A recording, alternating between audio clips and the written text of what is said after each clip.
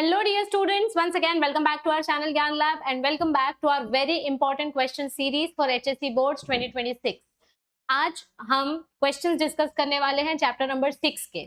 Chapter number 6 का weightage काफी important है। It is approximately 5 to 7 marks, इसीलिए इस चैप्टर को बिल्कुल भी ऑप्शन में नहीं छोड़ना है। मैंने ये चैप्टर आपको पूरा पढ़ाया हुआ है, तो आप वो वीडियोस भी देख सकते हैं, वन शॉट लेक्चर भी देख सकते हैं।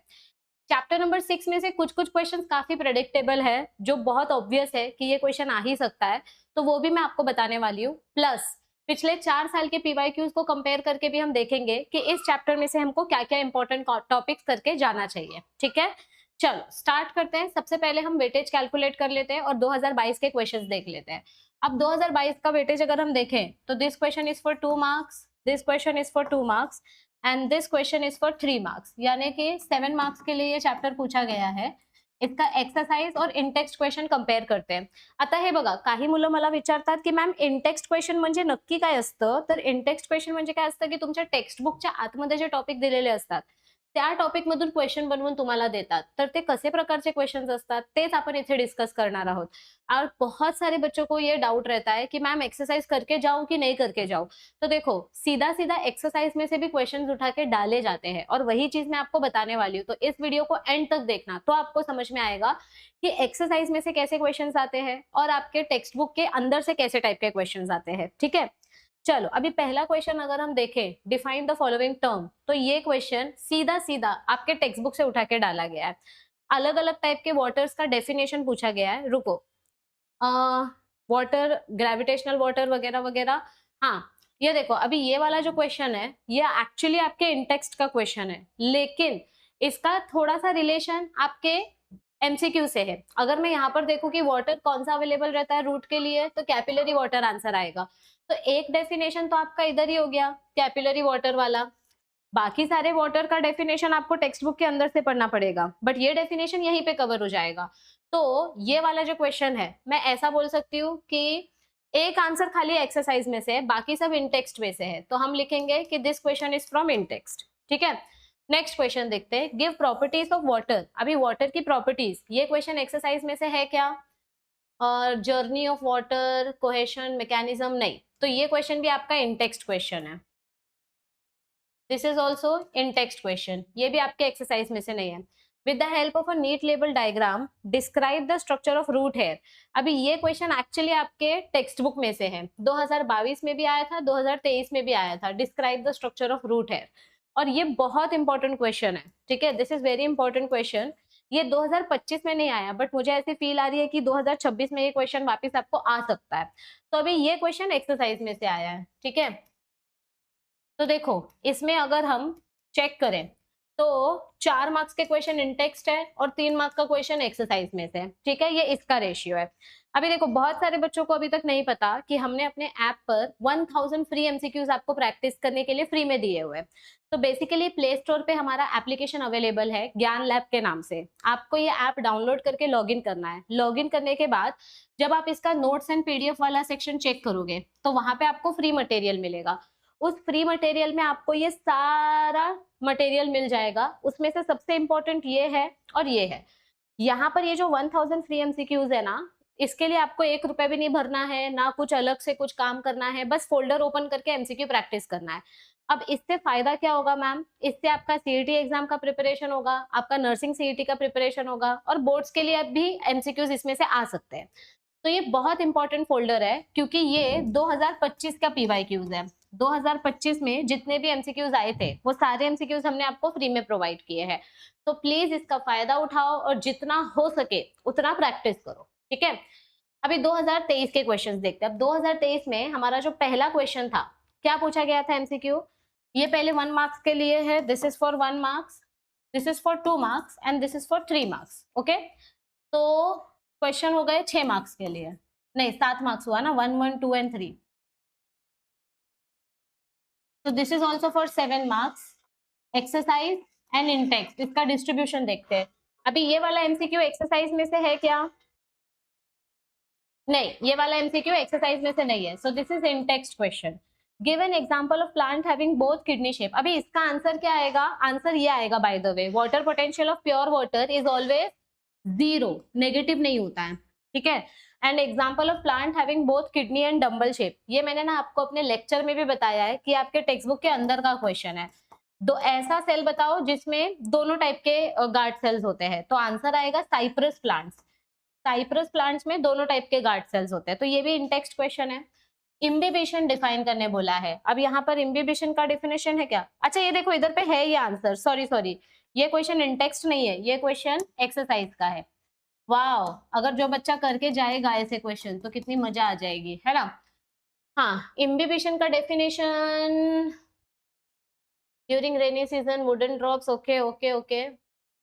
इम्बिबिशन का डेफिनेशन ये आएगा, ठीक है। What is imbibition? Imbibition water absorb कर लेता है, ठीक है, जिसके वजह से क्या होता है, जिसके वजह से वाटर जो मॉलिक्यूल होता है वो स्वेल हो जाता है। तो डेफिनेशन हो गया, लेकिन ये रूट हेयर में कैसे एब्जॉर्प्शन करता है इसका एक्सप्लेनेशन इन टेक्स्ट है। तो 1 मार्क का ये क्वेश्चन एक्सरसाइज में से है और एक क्वेश्चन इन टेक्स्ट है, ठीक है। अभी water act as thermal buffer, ये क्वेश्चन एक्सरसाइज में नहीं है। This question root hair and label mitochondria nucleus and vacuole, अभी ये क्वेश्चन आपका 3 मार्क्स के लिए है ना, तो इसमें से ये 1.5 एंड ये 1.5, ओके। सो यहाँ पर ये क्वेश्चन इन टेक्स्ट है। वाटर थर्मल बफर जैसा क्यों काम करता है? Because it has high specific point, it has high heat of vaporisation, high heat of specific heat and high heat of फिर क्या हो गया वेपराइजेशन, और एक कुछ तो है ना, heat of vaporisation, heat of fusion.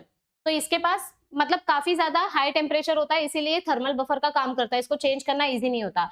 और यहाँ पर आपको डायग्राम ड्रॉ करके 3 अलग अलग पार्ट्स को लेबल करने के लिए बोला गया है। ये क्वेश्चन एक्सरसाइज में है, अब भी हमने देखा था ना, रूट हेयर का जो स्ट्रक्चर है वो डायरेक्ट एक्सरसाइज का क्वेश्चन है।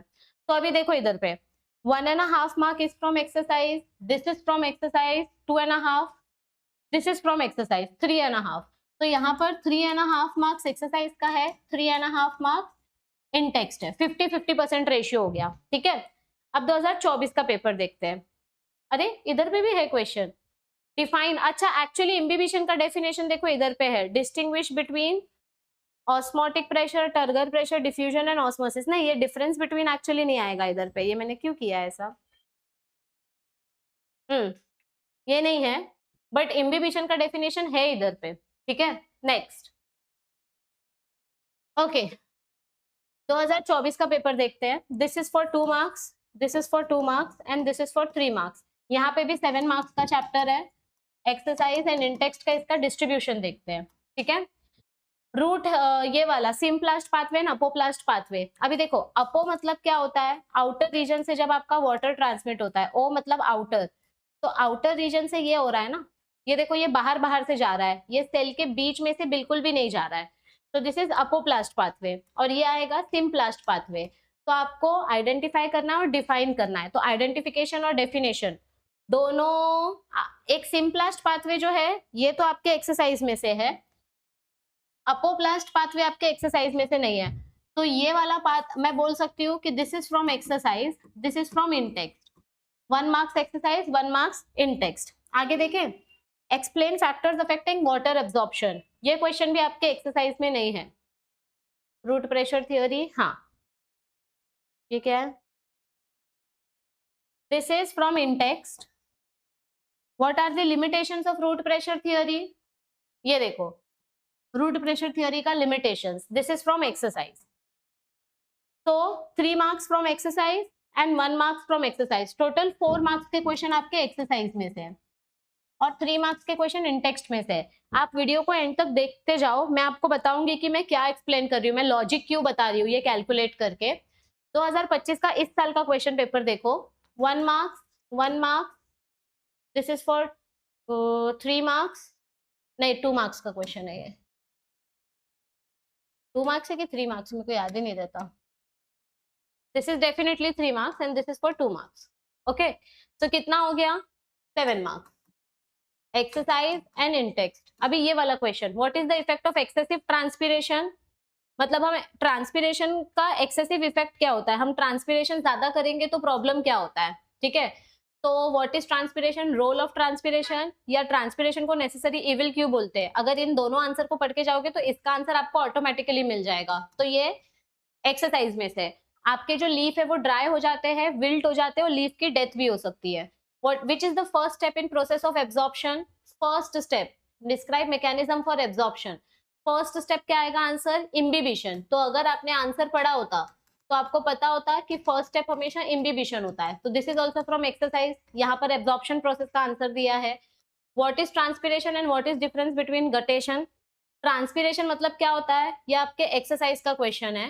गटेशन से कैसे अलग है? क्योंकि ट्रांसपिरेशन में वाटर वेपर के फॉर्म में लूज होता है और गटेशन में वाटर लिक्विड के फॉर्म में लूज होता है। तो ये वाला एक्सप्लेनेशन इन टेक्स्ट में से है।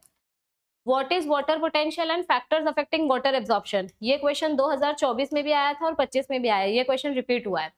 तो वाटर पोटेंशियल,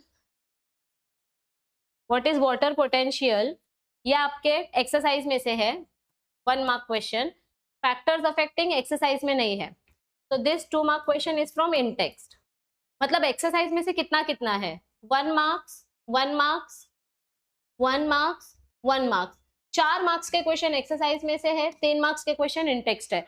अभी अगर आप पैटर्न देखोगे तो यहाँ पर एक्सरसाइज में से ज्यादा क्वेश्चन है, यहाँ पर एक्सरसाइज में से ज्यादा क्वेश्चन है, यहाँ पर 50-50 है, यहाँ पर एक्सरसाइज में से कम है, इन टेक्स्ट ज्यादा क्वेश्चन है। यानी कि अगर हम ऑन एन एवरेज बात करें तो चैप्टर नंबर 6 में से एक्सरसाइज के क्वेश्चंस और इन टेक्स्ट क्वेश्चन दोनों का 50-50% रेशियो है।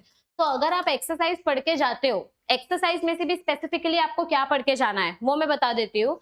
सबसे पहली बात तो आपको सारे ऑब्जेक्टिव्स करके जाने हैं, जैसे question number 1, 2, fill in the blanks, match the column etcetera. आपको सारे पीवाईक्यूज कंपलसरी करके जाने हैं। उसके अलावा शॉर्ट आंसर्स तो 1-1 लाइक के जो आंसर्स होते हैं। बड़े बड़े क्वेश्चंस में से कौन से क्वेश्चंस आपको करके जाने चाहिए? एक, describe the mechanism of opening and closing of stomata, transpiration वाला क्वेश्चन और ये डेफिनेशन वाला क्वेश्चन।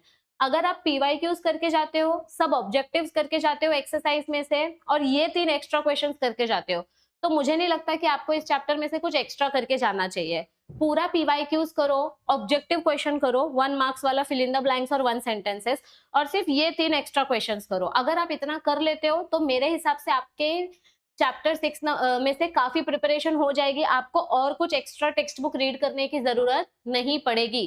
कर लोगे तो अच्छी बात है, बट अगर टाइम नहीं है और आपको सिर्फ इम्पॉर्टंट करना है तर पीवायक्यूज करा आणि हे एक्स्ट्रा क्वेश्चन करा। त्या व्यतिरिक्त अजून जास्त काही करायची गरज नाहीये। ऑब्जेक्टिव्ह क्वेश्चन सोडायचं नसतं, ऑब्जेक्टिव्ह कंपल्सरी करायचं असतं एक्सरसाइज मधून, ठीक है।